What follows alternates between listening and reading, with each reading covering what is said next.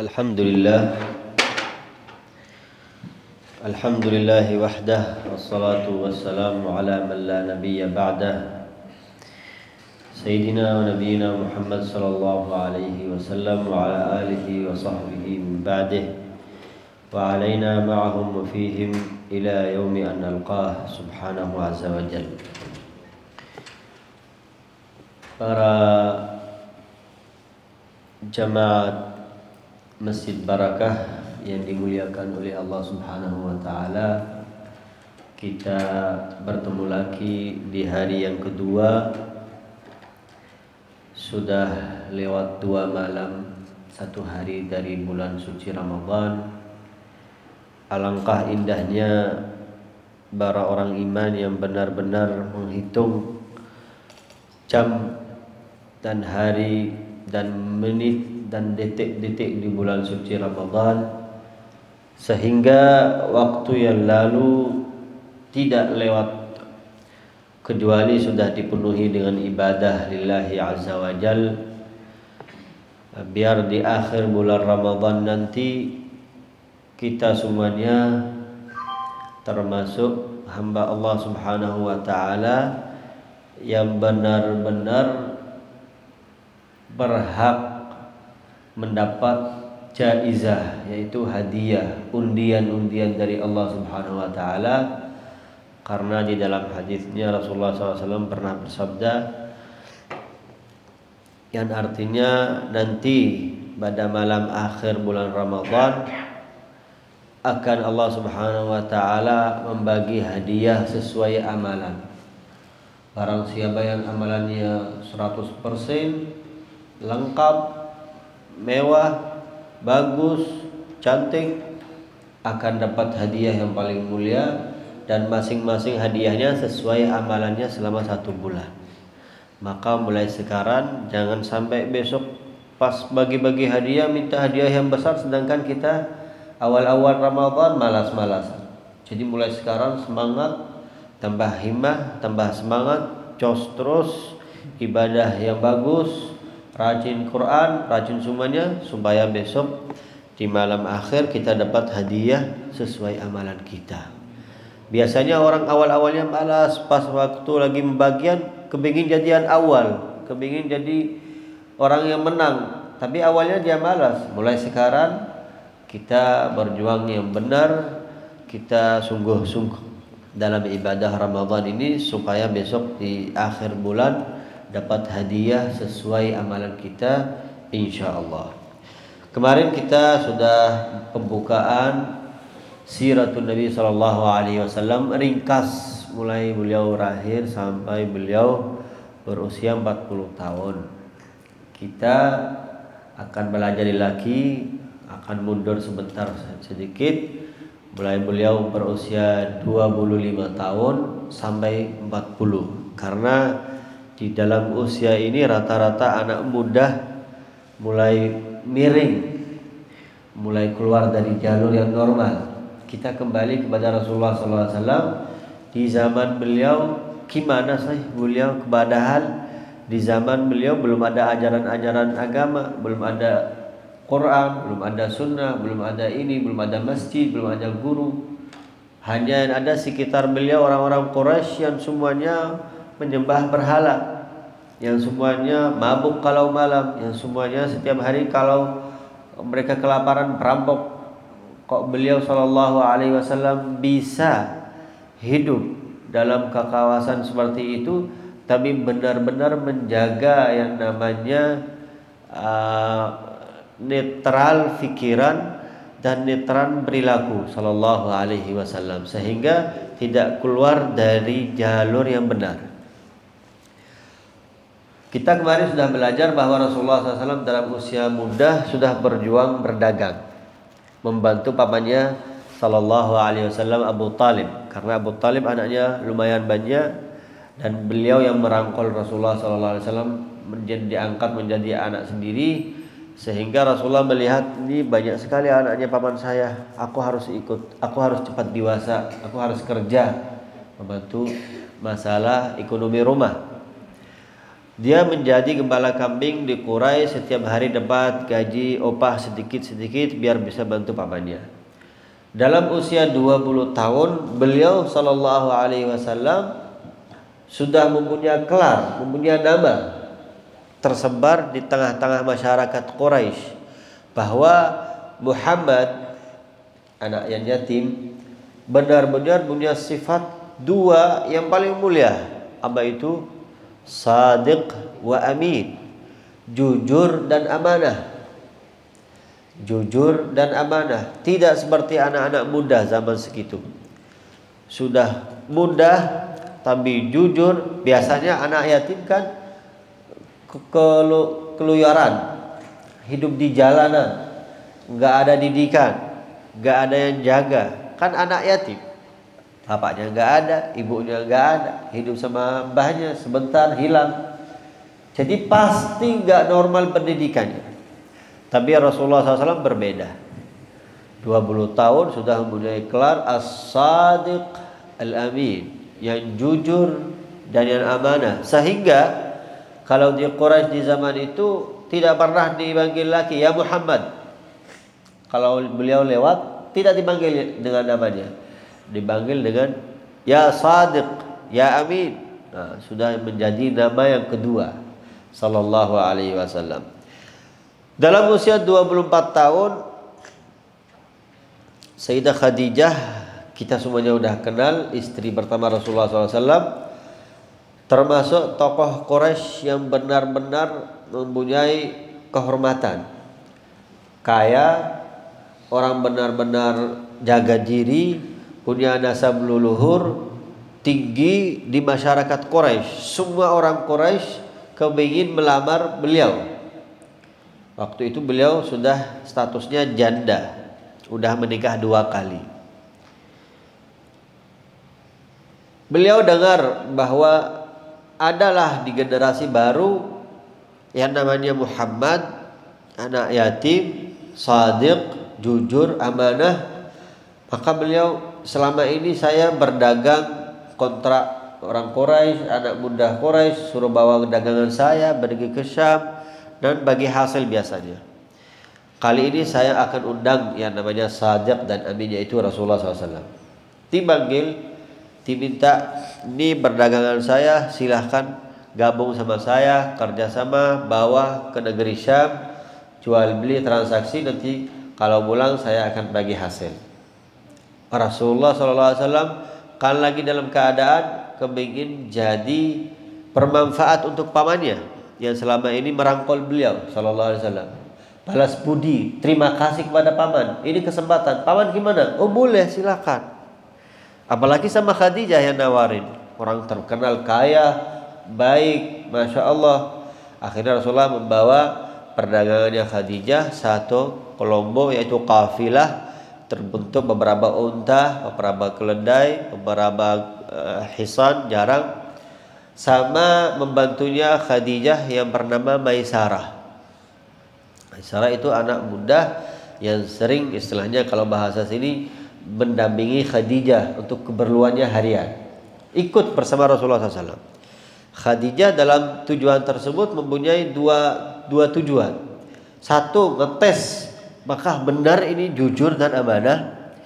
Yang kedua, kemuliaannya hanya ke situ aja atau ada lagi sallallahu alaihi wasallam. Maka Maisarah dikirim bersama Rasulullah SAW ke negeri Syam. Perjalanan ke negeri Syam sampai ke sana, perdagangan selesai, transaksi selesai, jual beli selesai, pulang ke Makkah, itu kurang lebih ada 1 sampai 1,5 bulan. Itu semuanya direkam oleh Maisarah, tapi nggak pakai ini, pakai memori. Semuanya disaksikan. Kaget Maisarah, kok saya pernah sering ke sini, tapi tidak pernah saya berjalanan selama 1 bulan lebih bersama anak yang seperti Muhammad, anak muda yang seperti Muhammad sallallahu alaihi wasallam. Berbeda semuanya. Pas baru keluar dari Makkah sudah ada awan yang melindungi Rasulullah SAW dari matahari. Rasulullah jalan, awan ikut jalan. Rasulullah berhenti, awan ikut berhenti. Pas mau istirahat di bawah pohon, yang mana pohon tersebut tuh bayangannya kecil, Apa dhil? Ya, kecil. Pas Rasulullah di situ, itu tambah besar langsung, otomatis. Kaget Maisarah. Untung dia nggak lari. Kalau kita bilang apa? Ini sihir, ini langsung lari. Bersama Rasulullah tetap. Sampai sudah mau menuju kota Madinah Dimashq, Mausil sebelumnya, menemukan satu rahib. Rahib itu dalam bahasa Arab, bahasa Indonesia, pendeta. Pendeta zaman dulu enggak keluyuran kayak sekarang kemana-mana, enggak. Zaman dulu benar-benar iktikaf di masjidnya, di tempat sholat ibadahnya, bersungguhan di situ ibadah murni lillahi ta'ala. Biasanya pendeta tersebut kalau orang Arab lewat situ kanan kiri bulang balik kemana-mana tidak pernah ditengok, tidak pernah diundang. Tapi kali ini langsung diundang. Silahkan mampir, dijamu, dikasih ini, dikasih itu, dan dia putar kanan kirinya Rasulullah SAW. Sampai masyarakat bingung, ini ada apa sih sebenarnya? Akhirnya itu terjadi 2 kali. Nanti kita cerita dua-duanya.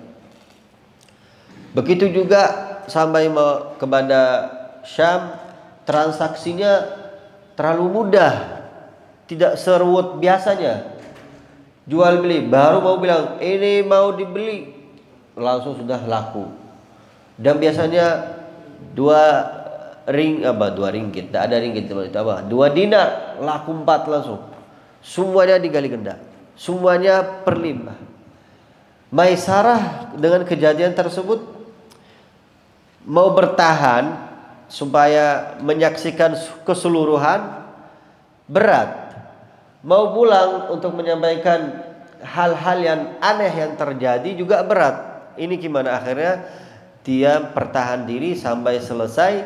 Tapi sebelum selesai sudah mau pulang ke Makkah. Rasulullah sudah menuju Makkah, kurang lebihnya ada 3 hari. Maisarah sudah nggak tahan lagi, langsung bawa untanya lari duluan ke Makkah dan memberi ketahu Sayyidah Khadijah bahwa selama perjalanan yang terjadi begini dan begini dan begini. Kalau kamu nggak percaya, silahkan ikut saya keluar sebelum Rasulullah masuk Madinah, sebelum masuk Makkah. Kalau sudah masuk Makkah jadi biasa kayak anak muda. Akhirnya sama Khadijah dan teman-temannya cewek keluar dari Makkah, menyaksikan satu yang kelihatan waktu itu. Rasulullah pas jalan di siang matahari, ada awan di atas beliau sallallahu alaihi wasallam. Pas sudah masuk kota Makkah, awannya hilang. La ilaha illallah. Pas pulang, sudah transaksi selesai. Sama Khadijah biasanya kasih 10%, anak-anak yang lain. Rasulullah dikasih 50%. Ini buat kamu. Senang sallallahu alaihi wasallam bisa pulang ke pamannya. Inilah hasil perdagangan saya selama satu bulan. Tidak lama Khadijah mengundang beliau sallallahu alaihi wasallam melalui temannya, ada namanya seorang putri, temannya Khadijah. Coba bilang, Rasulullah udah menikah belum? Belum. Mau nggak nikah sama saya? Biasanya orang-orang Quraisy lelaki situ melamar Khadijah, tapi Khadijah menolak. Sekarang Khadijah yang lamar sallallahu alaihi wasallam. Apakah kamu ingin nikah? Kata Rasulullah, kenapa tidak? Usia kan sudah 25. 25 kalau bahasa Arab itu puncak zahratul umur.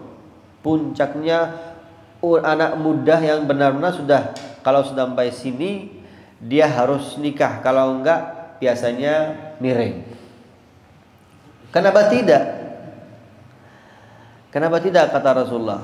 Coba saya musyawarah sama paman saya dulu, Abu Talib. Abu Talib, paman, ini saya ditawarin Khadijah. Khadijah kan berusia 40. Hadirin, Khadijah berusia 40. Janda statusnya. Rasulullah masih belum pernah menikah, ganteng, anak muda, 25 tahun, nasabnya luar biasa. Cuman tidak punya ini, miskin sallallahu alaihi wasallam. Maukah Muhammad sama Khadijah? Kalau dilihat dari segi otak anak sekarang, ya mana mau. Kepain sama janda 40 tahun lagi. Tapi Rasulullah SAW tidak ke situ pikirannya. Rasulullah SAW yang paling bikin beliau sallallahu alaihi wasallam tertarik dengan perkawinan tersebut adalah dua hal. Karena Khadijah terkenal at-tahiratul afifah, perempuan yang suci, perempuan yang benar-benar jaga diri. Masya Allah. Biar ada janda statusnya sedikit, saya mau. Penting jaga diri, tahirah, suci. Nah, akhirnya Rasulullah bermusyawarah sama paman beliau Abu Talib. Datanglah Abu Talib dan Sayyidina Al-Abbas, pamannya yang kedua, Hamzah, semuanya paman-paman Rasulullah ikut. Kalau bahasa sini melamar. Datang, kalau di Arab datang bawa ceramah kayak gini. Kita atau kami adalah suku Bani Fulan, datang kepada kalian wahai suku Bani Fulan untuk meminta tangannya putri kalian buat putra kita, yang mana putra kita sifatnya begini. Apabila kalian setuju, kami senang dan kami tambah bahagia. Kalian tidak, kami tidak, juga enggak kecewa.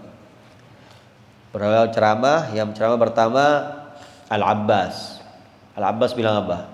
Wahai kaumnya Khadijah, suku Khadijah. Waktu itu Khadijah bapaknya udah enggak ada. Ada ibnu ammiha. Misanan. Ibn al-Am, anak pamannya, apa bahasa? Sepupunya. Waraqatu bin Naufal wa akhu. Bilang Sayyidina Hamzah, Sayyidina Al-Abbas, anak adikku ini, yaitu keponakanku Muhammad, memang benar tidak punya harta, karena harta bisa dicari. Harta dhillun zail. Kalau ada matahari di sini berdiri kan ada di sini bayangan. Besok udah nggak ada lagi kan? 2 jam lagi hilang. Hartanya seperti itu. Tapi keponakan saya ini mempunyai sesuatu yang lebih daripada harta. Punya nasab leluhur, punya akhlak yang baik, dan ke depan juga dia akan punya masa depan yang luar biasa. Nah, kalau kalian berkenan, silahkan. Kalau kalian tidak, kami tidak kecewa.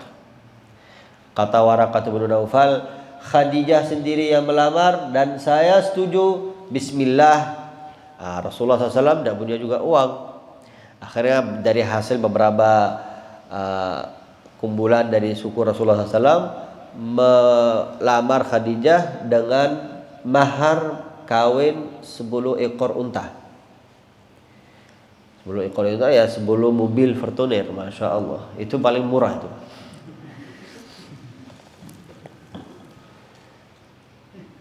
Terjadilah perkawinan sallallahu alaihi wasallam sama Sayyidatina Khadijah. Jadi semua yang ada di Makkah, cewek yang seumuran dengan Rasulullah SAW, nggak ada yang percaya. Ngapain anak seganteng itu, semuda itu, semuanya ada, tapi mau nikah sama janda. Nah, mereka nggak tahu. Qala Rasulullah sallallahu alaihi wasallam, laqad razaqanillahu hubba Khadijah. Cinta itu rezeki juga dari Allah. Maka Allah telah memberi saya sebuah rezeki, yaitu mencintai Khadijah. Masya Allah. Cinta juga itu adalah bagian dari rezeki. Laqad razaqanillahu hubbaha. Kata Sayyidah Aisyah, saya tidak pernah cemburu dengan istri-istri Rasulullah, madu-madu saya yang lain. Saya hanya cemburu dari madu saya yang nggak pernah saya ketemu, yaitu Khadijah. Karena Rasulullah menikah dengan Aisyah radhiyallahu taala anha wa ardhaha ketika Khadijah sudah nggak ada, dan Khadijah sama Aisyah nggak pernah ketemu. Wafat, ini baru nikah, jadi nggak pernah tahu ini siapa dan kayak apa mukanya. Maka Aisyah sering bilang, saya hanya cemburu sama madu saya yang nggak pernah saya ketemu, yaitu Khadijah. Kenapa? Sering kali disebut nama-nama beliau oleh Rasulullah. Apa-apa sebentar-sebentar Khadijah, sebentar-sebentar Khadijah, sebentar-sebentar Khadijah. Siapa sih Khadijah itu? Hanya seorang nenek yang kamu nikahinya. Bilang seperti itu, parah cemburunya. Rasulullah langsung marah. Aisyah, Allah yang beri saya rezeki cinta kepada Khadijah. 1. Dialah yang beriman kepada saya waktu kaummu kafir pada saya. Dialah yang bantu saya dengan hartanya waktu kaummu enggak mau bantu saya. Dialah yang merangkul saya waktu saya diusir oleh kaummu. Dialah yang menjadi ibu daripada anak saya semuanya. Waktu Allah tidak mengizinkan saya mempunyai anak dari kalian semuanya. Apa yang saya dapat dari kalian? Tidak ada kan? Semuanya dari Khadijah. Akhirnya Aisyah mau nggak mau harus diam. Jadi caranya gimana mengatasi kecemburuan? Ya diam. Ya Bu. Itulah singkat Rasulullah SAW menikah dengan Khadijah, berjalan 1 sampai 2 tahun mempunyai anak pertama yang kemarin kita cerita, Zainab. Anak pertama maaf Al-Qasim, laki-laki yang pertama. 1 tahun lagi mendapat Zainab, usia 40 tahun masih bisa hamil. Bisa hamil 6 kali. Masya Allah. Beliau SAW hidup bersama Sayyidah Khadijah kurang lebih 25 tahun. Nikah sama Khadijah, usia Khadijah 40 tahun. Khadijah meninggal dunia usia 65 tahun. Jadi bersama Rasulullah 25 tahun. Selama 25 tahun Rasulullah SAW tidak pernah berpikir aja mau nambah istri. Padahal kondisi di Quraisy memungkinkan kalau Rasulullah lamar laki tidak masalah. Normal di Arab, kawin laki normal. Tapi Rasulullah tidak pernah kepikiran ke situ. Karena memang benar-benar seorang laki-laki kalau sudah dia dapat yang dia cari dari pasangannya, dia tidak akan nyari yang lain. Rasulullah SAW setia sama Khadijah selama 25 tahun. Pas beliau wafat, baru Rasulullah SAW menikah 1, 2, 3, 4 sampai 9 sampai 11. Khadijah radhiyallahu taala anha wa ardhaha mempunyai dudukan yang sangat tinggi di sisi Allah Subhanahu wa taala, sehingga satu-satunya istri Rasulullah sallallahu alaihi wasallam yang dapat salaman langsung dari Allah yaitu Khadijah. Suatu hari Jibril turun dan menemui Rasulullah SAW dan bilang, "Ya Rasulullah, hadhihi Khadijah, assalamu yuqri'uha salam." Allah yang Maha Salam memberi salam kepada Khadijah dan bilang ke Khadijah bahwa Allah Subhanahu wa taala telah menyediakan rumah baginya di surga yang tidak ada sakhab wala ta'ab, tidak ada capek dan tidak ada keramaian di situ. Masya Allah, itu murni buat Khadijah. Kenapa? Karena beliau benar-benar berjuang, habisin harta, habisin segala dia punya, semuanya untuk dakwah ila Allah Subhanahu wa taala. Bayangkan dari sosok orang wanita yang paling mewah di Quraisy sampai dia ikut bersama Rasulullah 1 sampai 2 sampai 3 hari gak dapat makan, hanya makan daun. Bisakah perempuan seperti itu berjuang sama suaminya? Bisa. Siapa? Khadijah radhiyallahu taala anha wa ardhaha. Khadijah radhiyallahu taala anha wa ardhaha ketika Rasulullah SAW menerima wahyu. Rasulullah pulang dari Ghar Hira telah menerima wahyu. Pulang dengan biasa, normal, kaget, kecut, mukanya agak pucat. Dathiruni, zambiluni, selimutin aku. Kan terjadi sesuatu yang aneh. Sama Khadijah dirangkul, dikasih selimut, didiamin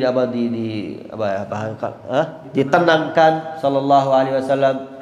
Kenapa? Apa yang terjadi? Ya benar ammi, begini. Udah, kalau ceritanya begini ikut saya kepada keluarganya, itu Waraqah bin Naufal, diceritakan yang terjadi begini.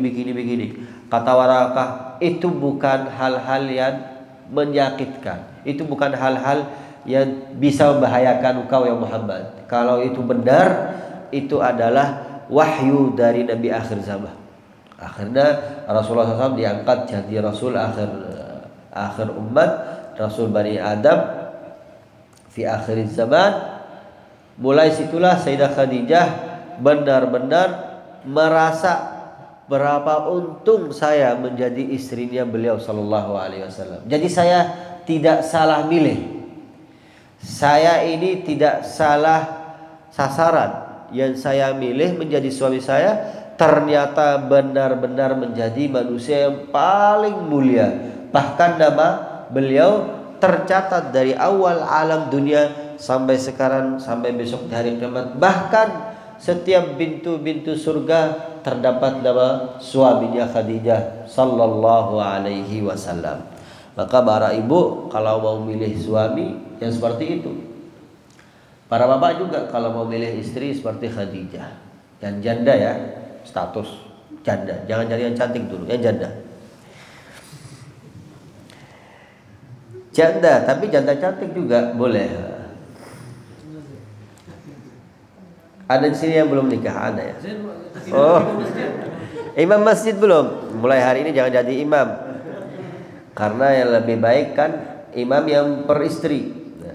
Salatun min mutazawwij khairum min 70 salat min a'zam.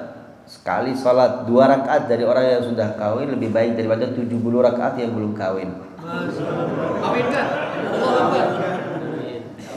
Masya Allah. Niat Ustaz, niat. Nanti insyaallah Lailatul Qadar sekalian dapat istri. Allahumma shalli ala sayyidina Muhammad. Inilah hasil perjuangan beliau sallallahu alaihi wasallam sampai menerima wahyu. Beliau setelah menerima wahyu, Sayyidah Khadijah masih bukan kurang percaya, masih belum yakin bahwa yang datang kepada Rasulullah itu adalah malaikat. Beliau ingin cek atau membuktikan bahwa yang datang itu kepada Rasulullah bahwa itu malaikat, bukan jin, bukan makhluk halus. Sayyidah Khadijah bilang ke Rasulullah, "Ya Rasulullah, bolehkah aku minta tolong?" "Boleh. Nanti kalau suatu ketiga yang biasanya kamu lihat itu datang, tolong bilang ke saya." "Oh ya khair." Tidak lama datang Jibril. Kan yang bisa lihat Jibril hanya Rasulullah, Khadijah nggak bisa lihat. Datang Jibril, masuk melalui pintu. "Gimana Rasulullah?" "Iya sudah datang." Masih ada.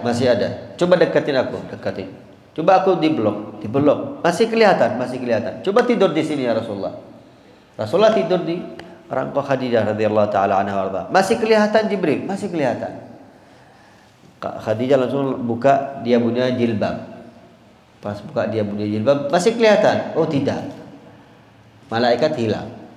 Oh kalau begitu yang ada itu adalah malaikat. Kalau syaitan buka jilbab enggak buka jilbab enggak masalah. Kalau malaikat tidak ingin duduk di satu tempat yang mana di situ ada aurat terbuka. Maka kalau di rumah sebaiknya menjaga auratnya biar ada malaikat terus. Ada seorang suami pas lagi mau makan, biasanya kalau kita mau makan kan bismillah biar semua setan hilang. Nah sama suami tersebut, dia pas sudah dihidangan sama istrinya, makanan segala enak-enak, kayaknya habis puasa dia. Dia bilang bismillahirrahmanirrahim. Pasti di sini terusir semuanya setan, tidak ikut makan. Tapi ada malaikat. Dia bilang ke istrinya, "Istri, bukalah jilbabmu biar enggak ada juga malaikat. Biar kita enggak terganggu, enggak terlalu ramai. Saya berdua aja. Saya sama kamu. Enggak ada jin, enggak ada setan, enggak ada juga malaikat. Saya enggak suka ramai." Itu cuman guyonan aja. La ilaha illallah Muhammad Rasulullah SAW. Nah, kita ambil pelajaran dari ringkasnya beliau sallallahu alaihi wasallam. Satu, beliau kalau terjadi masalah apapun di luar pasti pulang cerita ke istrinya. Karenalah ini pasangan suami istri yang benar-benar menyatu untuk berjuang dakwah ilallah subhanahu wa ta'ala. Jadi sama-sama ikut menyelesaikan masalah.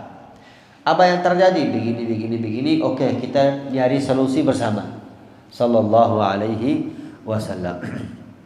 Sering dulu Khadijah ditinggal keluar khuruj, Khadijah ditinggal dakwah, Khadijah kadang-kadang ditinggal beliau SAW masuk ke gua Ghar untuk beribadah 1 hari, 2 hari, sampai seminggu sallallahu alaihi wasallam.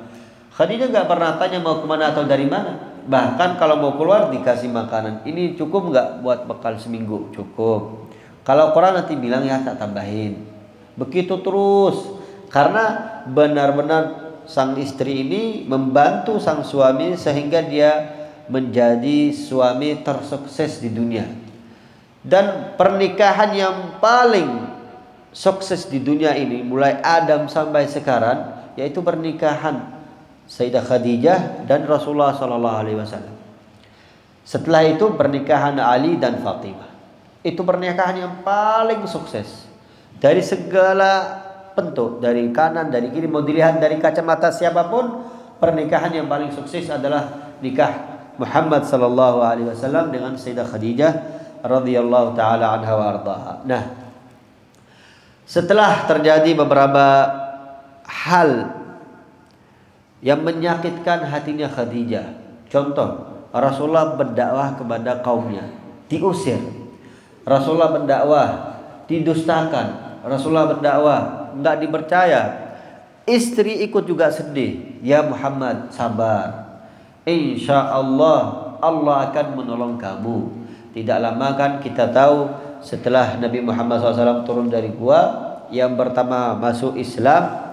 Di sini ada beberapa khilaf antara ulama, siapa yang paling pertama masuk Islam? Kalau menurut saya yang paling pertama masuk Islam adalah Sayyidah Fatimah Zahra.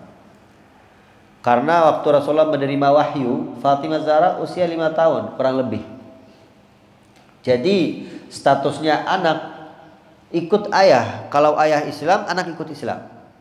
Kalau ayah non Islam, ayah atau ibu ikut salah satunya. Contoh ya, saya non Muslim, istri saya non Muslim, salah satu di antara kita masuk Islam, anak otomatis pindah agama ikut ibu. Kalau ibunya yang masuk, kalau bapaknya yang masuk, anak otomatis ikut ayah.